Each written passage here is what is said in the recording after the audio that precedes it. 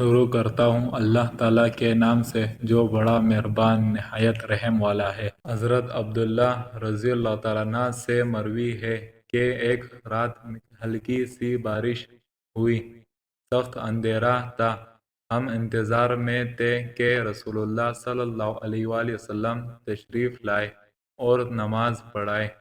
پھر رسول اللہ صلی اللہ علیہ وآلہ وسلم نماز کے لیے تشریف لائے اور مجھے فرمایا پڑھ۔ میں نے کہا کیا پڑھوں؟ آپ نے فرمایا سورۃ قل ھو اللہ احد اور معوذ 3 صبح و شام 3 دفعہ پڑھا کر تجھے ہر مصیبت میں کفایت کرے گی۔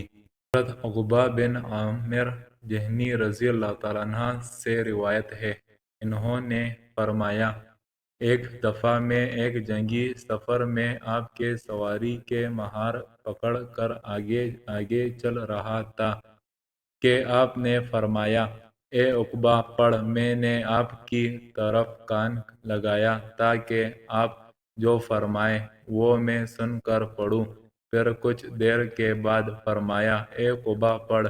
میں پھر متوجہ ہوا، آپ نے تیسری مرتبہ پھر بھی یہی فرمایا۔ میں نے عرض کی کیا پڑھوں؟ آپ نے فرمایا سورۃ قل ھو اللہ احد پڑھ۔ آپ نے آخر تک سورت پڑھی، پھر آپ نے سورۃ قل اعوذ برب الفلق آخر تک پڑھی، میں بھی آپ کے ساتھ پڑھتا رہا۔